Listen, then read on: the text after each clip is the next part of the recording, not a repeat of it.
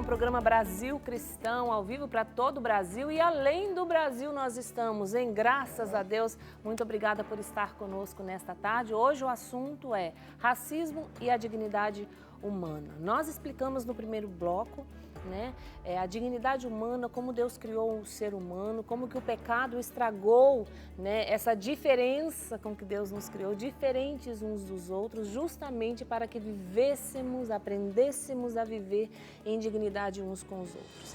E aí, padre, nós vamos entrar agora nessa questão racial mesmo, de cor, de etnia, né?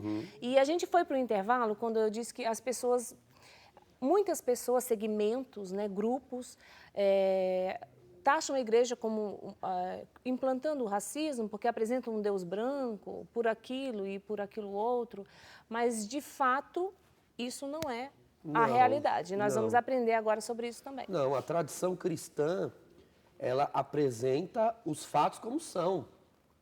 Então, Deus, ele escolheu um povo, não por predileção, depois você leia Deuteronômio 4, Deuteronômio 7, lá está escrito, Deus amou esse povo ali, os filhos de Abraão, não porque fossem mais numerosos, não porque fossem mais santos, mas porque os amou, quis amá-los. Então, escolheu aquele povo. Podia ter escolhido outro. Qual critério Deus usou? Isso está na mente de Deus. E nós não somos deuses, né? Exigir este critério em nós é querer tomar o lugar dele. Ele amou aquele povo, que é o povo hebreu. Diga-se de passagem, o povo hebreu é meio que uma mistura de alguns povos do deserto. Tá? Então não é que também era um povo, no princípio, né, na formação do povo hebreu, eles não eram um único povo, eles tornaram-se. Então, pessoas rejeitadas de nações superiores, que eram relegadas ao deserto, acabaram se unindo e formando um povo, né? Os Rapiru, que se aportuguesou a palavra e virou hebreus, né? Rapiru é os que passam, aqueles que passavam pelo deserto e não tinham acesso às grandes cidades na Mesopotâmia, nem na Fenícia, etc., iam viver no deserto. E aí Deus escolheu aquele povo. Abraão também veio do deserto, passou por ali e foi chamando aqueles diversos povos para formar um só povo. É porque esses são detalhes que estão nas entrelinhas da Escritura, mas quando você vai estudar teologia bíblica fica um pouco mais evidente. Então, Deus foi pegando o resto de vários povos e formou um povo. Então, o povo hebreu hoje, né, os judeus, hoje eles são um povo etnicamente formado, mas eles não nascem assim, um povo etnicamente constituído. Eles também são a soma de vários povos, como um prelúdio, um anúncio daquilo que Deus desejava para a humanidade toda. Sim. Que o seu povo fosse a soma de todas as raças. Isso está escrito em Gálatas, capítulo 3, versículo 18, se não me falha a memória. Já não há em Cristo mais nem judeu, nem grego, nem escravo, nem livre, mas versículo todos... 28. 28, isso, mas todos sois um em Cristo Jesus. Então era esse o desejo. Agora, Deus escolheu aquele povo para se revelar e na plenitude dos tempos ele se faz homem e se faz homem neste povo. Agora, atenção, este povo sempre foi majoritariamente um povo de pele branca, não necessariamente caucasiano, como algumas imagens até representam, um Jesus bem brancão, com o olho azul. Talvez isso era até uma influência europeia, porque a Europa foi o berço da civilização cristã. Exato, claro. Agora, Jesus não era assim um caucasiano, porque não é próprio da etnia dos judeus, mas também não era um negro. Existiam muitos negros que se tornavam judeus, que se tornavam prosélitos. Por exemplo, a Sagrada Escritura menciona um homem que auxilia Jesus a carregar a sua cruz, um Simão de Cirene. Cirene é uma cidade do sul do Egito, quase na Etiópia, portanto da África subsaariana. Muito provavelmente, Simão, o Cirineu, era um homem negro ou assim, pardo de pele bem escura. Com certeza, porque era próprio da região. Então Jesus, por conta da missão, por conta de viajar muito, era provavelmente um homem queimado de sol, mas de uma pele branca queimada. Então Deus se encarnou nessa etnia com essas características. Não é forçar a barra para dizer que Deus se fez branco. Olha a manifestação de pecado que nós dizíamos no bloco anterior. Quando você releva a raça em detrimento da humanidade, isso já é um conceito pecaminoso. Deus não se fez branco, Deus se fez homem. E quando ele se faz... Se esse homem era branco, bom, isso é acidente. Porque a mãe, né? Maria, José, Sim. E depois a Santa Ana, pais de José Sim. E Maria, e assim vai. Então, pôr em relevo o fator discriminatório, pôr em relevo o fator diferenciador, é pular para o lado do pecado. Era isso que eu queria dizer já no primeiro bloco. Quando que haja a diferença, isso Deus quis, isso foi desejado por Deus. O problema é quando você bate na tecla para enfatizar a diferença, seja para o objetivo que for. Quando você quer pôr toda hora em relevo os acidentes humanos, né? Já falamos aqui a diferença dos acidentes, é tudo aquilo que é, mas poderia não ser. Então a cor é essa, podia ser outra, o peso é esse, podia ser outra, a condição física é essa, podia ser outra. Isso é acidente. Isso não é essencial, isso não é substancial. Nós é que criamos essas distinções, essas ideias de superioridade, inferioridade. Então, ver um Cristo representado nas imagens, na iconografia, com pele branca. No Oriente, ele não é tão representado de pele branca. Se você olhar os ícones da igreja primitiva, ele é representado com a pele morena. Meio amarelada, assim. Amarelada, que é mais ou menos da etnia. Eram pessoas queimadas do sol, é uma região deserta, né, a Palestina, e é própria essa pigmentação da pele. Não são caucasianos, como eu dizia, Jesus não era um viking, uma pessoa loira da pele branca, branquíssima, mas também não era um negro. Então, ficar pondo isso em relevo, mas por que Jesus se fez branco? Você está preocupado com isso? Uhum. Isso é irrelevante, isso não é importante.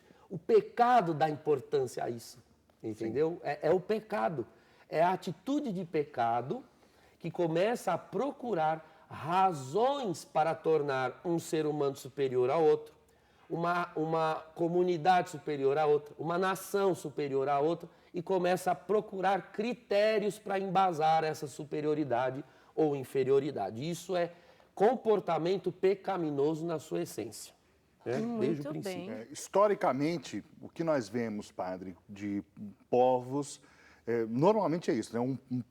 Um povo se constitui e se coloca como superior a outros. Eu acho que me ajude aqui a descrever na história povos. Nós estávamos falando aqui agora sobre os gregos, por exemplo, né? Por causa do conhecimento filosófico, por causa do trivium, do quadrivium, por causa de todo o conhecimento, por causa da política, por causa de tudo aquilo que eles desenvolveram, de fato, os atenienses mesmo, os atenienses olhavam para os outros gregos como se achando superiores. Sim, isso é importantíssimo ressaltar. Claro. Sempre existiu essa noção de superiores e inferiores, mas não por causa de raça. Exato. Porque numa mesma raça, né, num povo, numa nação etnicamente igual, ou seja, todos ali têm a mesma raça, mas mesmo ali eles vão criar parâmetros de superioridade ou inferioridade. Então, no caso dos gregos, superiores são os intelectuais, né, os inteligentes. Exato. As mulheres gregas eram tão gregas quanto os inteligentes, mas também eram consideradas inferiores, porque eram mais frágeis fisicamente e não tinham acesso à instrução, não davam a elas esse acesso. Então veja que o fator aqui não era racial. Em todos os povos você vai ver isso, né? O povo hebreu, o judeu e o samaritano.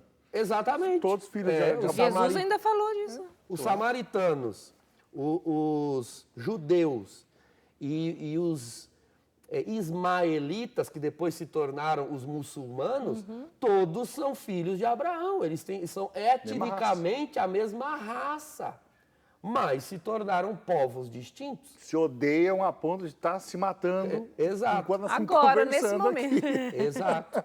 Então veja que nós estamos levando você que nos assiste a uma reflexão mais profunda. Quando nós vemos esses preconceitos discriminatórios, a razão é muito mais profunda do que só raça. Que cor de pele. Cor de pele, é muito mais profunda. São pretextos da alma pecadora para se fazer superior, para humilhar, para espezinhar. Se não houvesse a distinção de cores, raças, nós encontraríamos outras distinções. Falando, por exemplo, citando o mesmo exemplo que o Fernando mencionou dos povos helênicos. Entre os negros africanos também era assim. Entre os povos pré-colombianos também era assim. Se você assistir um filme do Mel Gibson, chamado Apocalipto, acho que a gente até mencionou, o Tatá mencionou num programa aqui, que mostra os maias como grande nação, eles empreendiam campanhas para oprimir aldeias menores, né, pequenas aldeias, e matavam os guerreiros, alguns homens, e prendiam alguns, pegavam as mulheres, vendiam as mulheres, usavam as mulheres como escravas, alguns homens eram oferecidos em sacrifício aos deuses e outros eram usados para trabalhos forçados. Era o mesmo povo etnicamente, mas o Estado, né, a sede da nação, vamos assim dizer, ia oprimindo aquelas aldeias em volta. Quando os europeus chegam,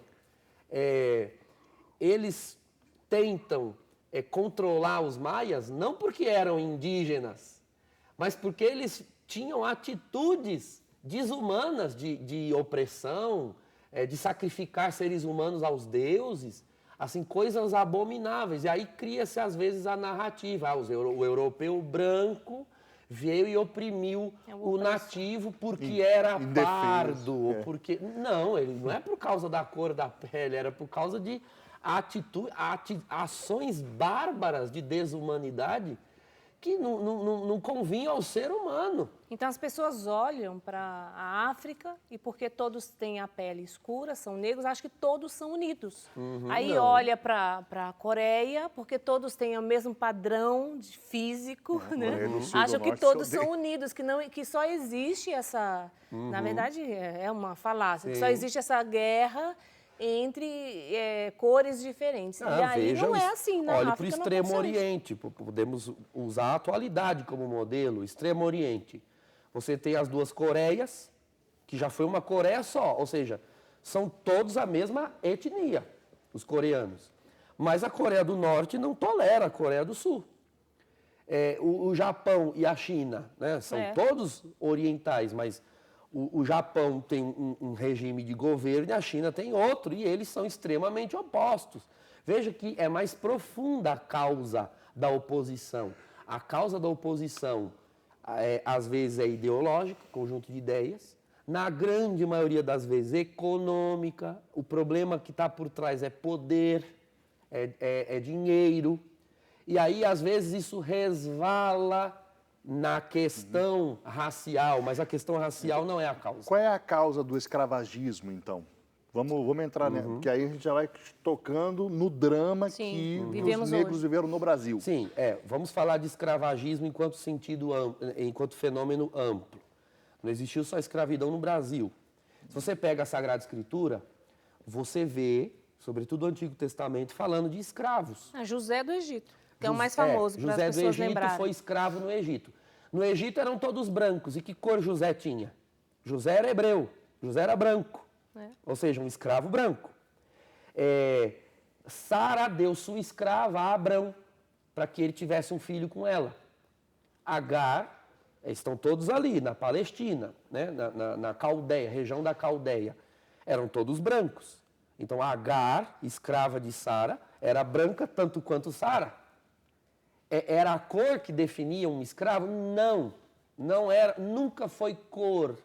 A cor de pele nunca foi critério para escravizar alguém. Qual era o critério para escravizar alguém? Sempre situação econômica. Então, vamos supor, vou pegar a própria Escritura como exemplo. Em Mateus, você encontra uma parábola onde havia um homem com uma dívida imensa com o rei, e aí ele vai e pede um prazo, dá-me um prazo e eu pagarei. E ele se humilha, se prostra, e aí o rei perdoa a dívida. Ele sai dali e não foi capaz de perdoar a dívida de um concidadão que devia muito menos. Aí o rei diz o seguinte, servo mau, eu perdoei a tua dívida, não devia tu também ter perdoado a dívida do teu irmão? E aí a narração do evangelho diz, então o rei mandou que ele fosse vendido, ele, sua mulher e seus filhos, como escravos, né? E foram presos, e vão ser os filhos e a mulher vendidos como escravos, até que paguem toda a sua dívida. Qual foi o critério para escravizar? Dívida. Então, uma casa que tinha dívida com outra, passava a morar na casa daquela família mais rica, com a qual se tinha uma dívida, e se pagava aquela dívida com trabalho, com serviços. Então, você não podia ter a sua terra, a sua casa, e até os filhos que você tivesse, porque isso é uma mentalidade do mundo antigo, se você tivesse filhos na casa do seu senhor, aquele senhor tinha propriedade sobre os seus filhos. Se você tivesse um filho primogênito, então ele ia decidir com quem o seu filho ia casar, porque você é escravo. E o dote ia ser recebido para a casa. Ou se você tivesse uma filha, mulher, era ele que daria por pagamento a sua filha escrava, porque ela é filha de escravos, nasce escrava.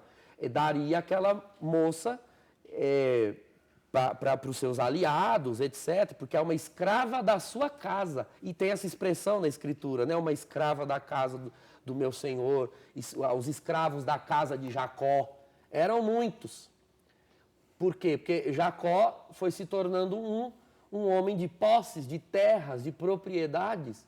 E por certo que as pessoas que adquiriam dívidas, contraíam dívidas, eram admitidas à casa de Jacó, para que compusessem a sua família. Agora veja, o regime de escravidão é que mudava muito de um povo para outro.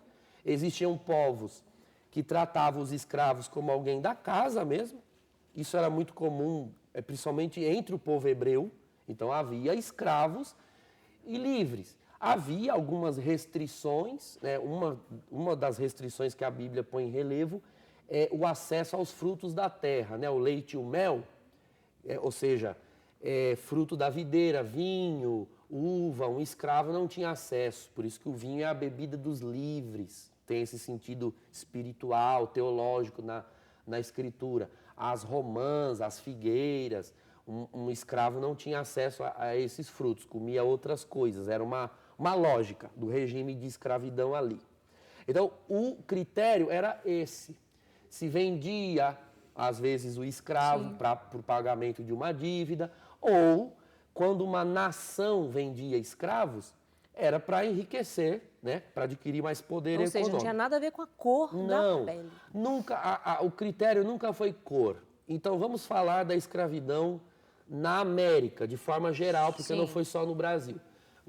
Foram trazidos negros escravizados para o Brasil e para toda a América espanhola e inglesa, né?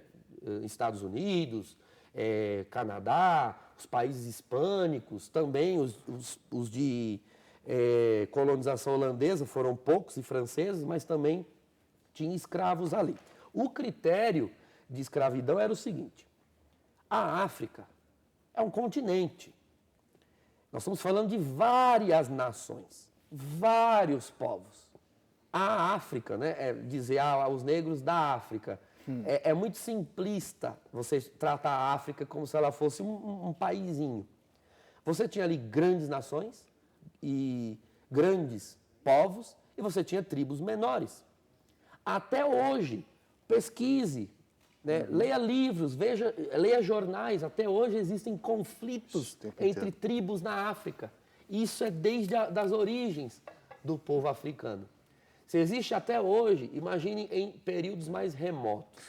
Como funciona? Conflitos que estão acontecendo agora, nesse momento. Agora, recentemente, eu estava conversando com duas amigas que estão fazendo missão lá em Uganda, daquele instituto que a gente entrevistou aqui no Brasil. E elas estavam mencionando a triste realidade desses conflitos. E aí, realmente, né, se esse... Ou seja, não tem ninguém da Europa, da América, indo lá reivindicar a dignidade dessas pessoas que estão sofrendo, muito embora sejam negras. E elas estão lá vendo isso acontecer, e são parentes. Exato. E o critério não é de raça, não. É econômico. Porque economicamente aqueles povos não são interessantes, às vezes, para uma nação ou outra. Então, o critério não é a cor. O conflito mais conhecido, de poucos anos atrás, anos 90, foi entre os Hutu e os Tutsi em Ruanda. Né? Os Hutu Teve mataram... até filme, né? Sim, Hotel Ruanda. Hotel Ruanda. Tem um outro também, sem ser o Hotel Ruanda, que mostra. Tem a Immaculée, que é uma palestrante Tutsi que anda o mundo todo, contando o testemunho dela, como Cristo a salvou durante aquele conflito. E são todos negros. A Ziza Fernandes tem um musical que ela fez sobre a Immaculée, coisa mais linda. É lindíssima, mas uma história triste. E veja, Tutsi e Hutu, negros que brigam entre si. Sim. Bom, lá nos idos do século XV, XVI, XVII, isso durou ainda até o século XIX. O que acontecia? Nações africanas, né, saíam em guerra umas contra as outras, como esses exemplos que nós estamos dando, tribos africanas saíam em guerra umas contra as outras, e a tribo que vencia, o que ela fazia? Ela escravizava, entende? Ela pegava mulheres, homens aptos para o trabalho daquele povo que foi vencido e vendiam como escravos. E quem comprava? Os europeus, entende? Então, agora, quem vendia? Outros negros da África. Então, os europeus compravam escravos na África, primeiro, porque é o continente mais próximo da América.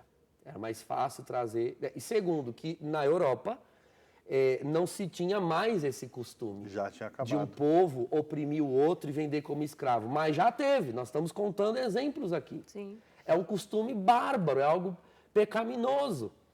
Mas a Europa foi se civilizando e extinguiu esse costume. Na África ainda havia esse costume de querer vender pessoas como escravos e, infelizmente, você veja que a Europa não era assim tão civilizada. Né? O pecado existe em todas as eras, em todos os povos. Não escravizavam mais ninguém na África, aliás, na Europa, mas já que tinha um povo vendendo, eles compravam e traziam. Qual era o critério? Guerra, economia. O que é importante a gente pontuar, padre, aqui, é que essa atitude, né, Drica, dos europeus irem buscar escravos na África e levar, e depois o que aconteceu com os índios, alguns vão dizer assim, a Igreja Católica foi conivente com isso, a Igreja Católica apoiou isso. Eu estou aqui com um documento, é uma bula, chamada Veritas Ipsa, do Papa Paulo III. Sim. É interessantíssimo você ler. Isso aqui é de 1537.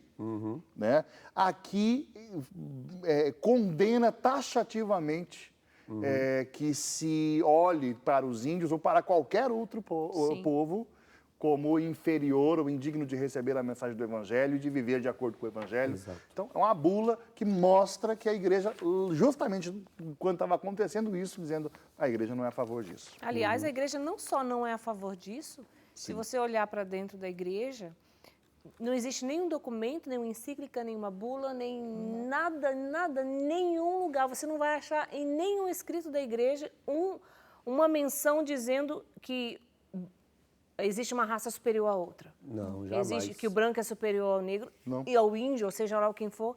E existem santos, né? Opa. Santos negros. Eu peguei hoje ali, olha só que legal. Isso aqui, ó, olha só. A Diocese de Bagé, né, com um processo de beatificação de um índio.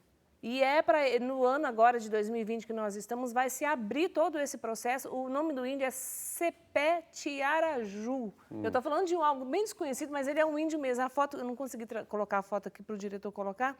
Ele é já servo de Deus, Cepé Tiaraju. Tem a oração dele aqui, olha só, eu tirei isso aqui lá na comissão da causa de São Cepé, porque ele já é chamado assim, né? Era um índio que está em processo. Em Temos Bagé, no Rio tantos Grande do Sul. outros. Que legal. Exatamente. Sim, o São Juan Diego, Diego. vidente de Nossa Senhora de Guadalupe, Índio também. era um indígena, era um nativo. Juan Diego é o nome de batismo dele, né? Ele adotou um nome cristão, assim, europeu, mas ele tinha o seu nome Santa nativo, que eu não Baquita. lembro. Santa Baquita, São Benedito, Santo Martim. Antônio Santa Efigênia. Catigiró, Martim de Porres. São Martim de Porres. Olha, não dá para enumerar a quantidade de santos de todas as raças. É. Estamos falando dos negros. Tem São Paulo Miki, que foi celebrado há pouco, que era do Japão. Então, muitos santos coreanos, japoneses, indígenas. Não, isso na igreja não tem nem como enumerar, né?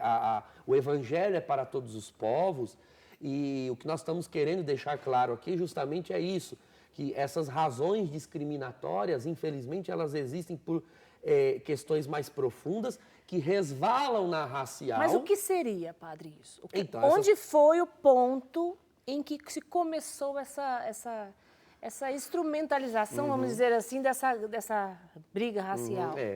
Diga, Fernando. Não, porque realmente você tem anos, o grande problema na América é o tempo de duração desse regime escravagista sobre os negros que vinham desses países africanos. Isso gera uma cultura já acostumada a que o negro seja escravo. Exato. Então aí nós temos que entrar nessa questão. Você viu que eu dei a razão histórica pela qual os africanos foram trazidos como escravos.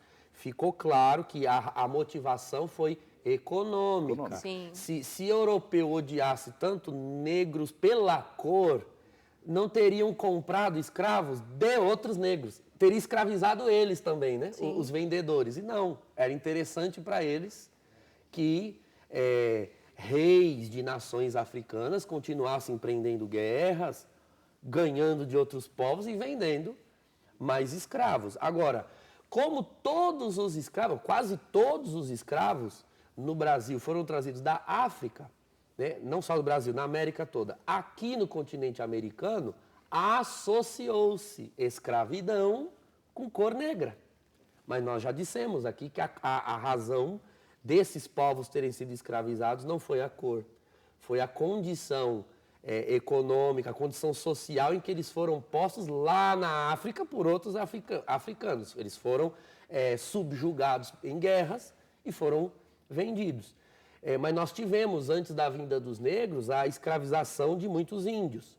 Pararam de escravizar os índios, primeiro porque aquele tipo de trabalho braçal que os europeus queriam exigir não era hábito dos índios, né? Os índios eram pessoas muito mais despojadas, plantavam e colhiam o suficiente, porque eles não tinham essa lógica de comércio que os europeus tinham. Então, eles cultivavam, produziam seus alimentos para consumir ali e viviam em paz, né?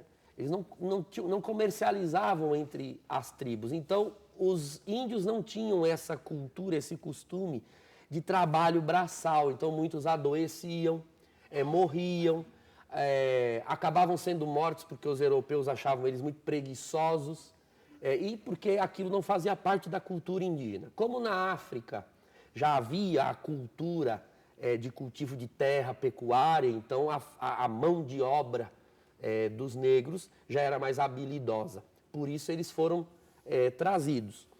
E acontece que aqui se associou escravidão com a cor negra por este fator.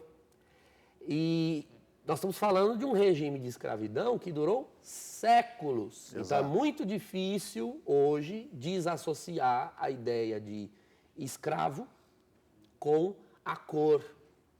E acaba-se por isso compreendendo assim uma espécie de débito histórico com os negros por causa do período de escravidão. Mas se nós formos analisar, mesmo no Brasil, algumas pessoas brancas eram escravizadas. Quando eram presos existem muitos escritos, eu consultei há pouco alguns arquivos numa viagem que eu fiz para cidades históricas de Minas. Quando uma pessoa cometia crimes e ela era presa, às vezes ela era posta em senzalas junto com os negros e posta para trabalhar, né? Posta em trabalhos forçados. Claro que eram exceções, mas são modelos, são exemplos para demonstrar que o parâmetro de escravidão era esse. Exatamente. Não era de subjugar uma cor, mas é de subjugar alguém que está em condição inferior, independente da cor.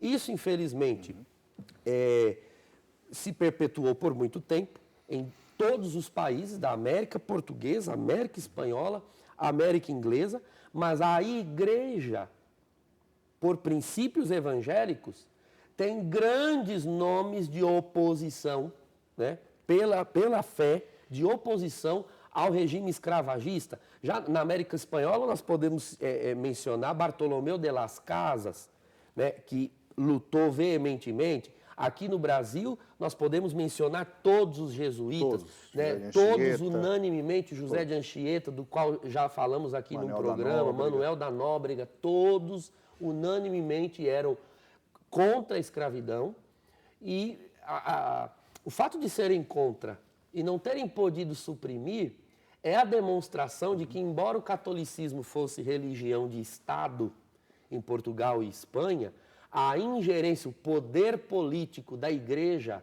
tinha o seu limite, né? Vocês se lembram que num programa que nós tivemos aqui, em que o professor Olavo de Carvalho falava da falsa narrativa da Inquisição? Exato. Então, se a igreja realmente tivesse poder, ela teria impedido muitas mortes. Então, o Estado se apropriava dos elementos católicos para se fazer mais católico do que a própria igreja, né? Tinha muito disso. Então, muitos dos exploradores do Novo Mundo que vieram, portugueses, espanhóis, tentavam criar narrativas teológicas, se arrogando teólogos, dizendo que os negros talvez não tivessem alma, os índios talvez não tivessem alma.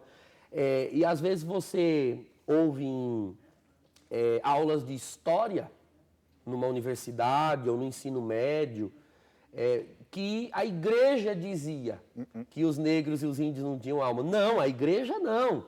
Ah, mas eles eram católicos. Meu amigo, você quer realmente que eu explique isso? Nós temos que explicar que existem católicos e católicos, que não é porque uma pessoa está na igreja católica que ela tem a autoridade de falar pela fé católica.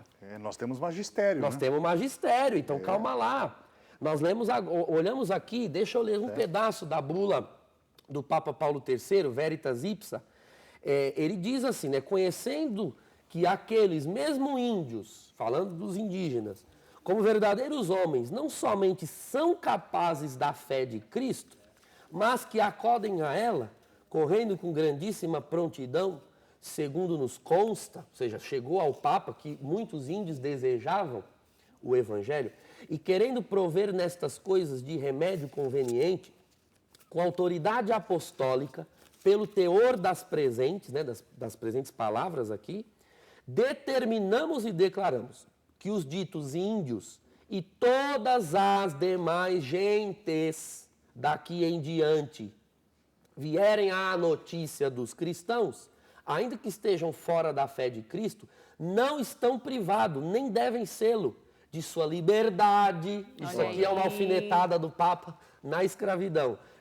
Nem devem ser privados de sua liberdade, nem do domínio de seus bens, e não devem ser reduzidos à servidão. Lá ele alfinetou, aqui ele deu a paulada. Declarando que os ditos índios e as demais gentes hão de ser atraídas e convidadas, veja, atraídas e convidadas, até aquelas ações de forçar a fé católica. Isso era uma atitude dos senhores, dos fazendeiros, dos grandes proprietários de bens das colônias, mas não da igreja. Devem ser atraídas e convidadas à dita fé de Cristo, com a pregação da palavra divina e com o exemplo de boa vida. Século XVI, 1537. Então, veja, a igreja no seu magistério nunca, jamais apoiou ou endossou esses regimes. Infelizmente, eles ocorreram por força de estados, né, nações que se confessavam católicas, mas não em nome da Igreja Católica em si. Exatamente, né? A igreja nunca vai colocar um ser humano acima do outro, seja branco ou preto ou índio ou rico ou pobre ou amarelo ou japonês, não importa, né? A igreja, o reino dos céus é para todos nós, não é? E a igreja também não vai tomar partido em discussões, né? Que faça isso, que faça essa distinção, que faça essa discriminação, colocando um acima do outro. Essa discriminação preconceituosa, como nós aprendemos hoje aqui. Deixa eu falar para você, antes de nós irmos para o intervalo, que você pode ajudar essa obra de evangelização, que é a TV Século XXI, né, sendo um sócio da Associação do Senhor Jesus e também usando os meios tecnológicos para isso. Nós temos o QR Code, vamos ver se eu vou acertar, errei. É aqui, esse ladinho aqui, ó. Esse quadradinho aqui é um quadradinho, um código onde você aponta a câmera do seu celular para ele, ele vai te jogar para dentro do site da TV Século XXI, da RS 21. Ali você vai escolher, né, ou você tem um boleto digital que você pode contribuir mensalmente, ou você faz uma doação espontânea ali através do seu cartão de crédito, do seu internet bank aí que está no seu celular. Você nos ajuda nessa obra de evangelização. Vou aproveitar e acolher os sócios que estão chegando aqui para nós, graças a Deus, para evangelizar, né? Para nos ajudar. A Lindalva Tavares de Queiroz, de Ipojuca, no Pernambuco. Ela reativou o seu cadastro, seja bem-vinda, viu, querida? Marilda de Paiva, de Lauro de Freitas, na Bahia, também reativou o cadastro, olha que maravilha. Ana Lúcia da Silva, de Tabatinga, São Paulo, se tornou sócia. Muito obrigada, viu, Ana, por entender essa missão. A Cláudia Maria Vieira, de Teresina, no Piauí, também reativou o seu cadastro. Sejam todos muito bem-vindos e obrigada por entender, né, a missão desta obra de evangelização que é a TV Século XXI. Vamos fazer um intervalo e nós já voltamos.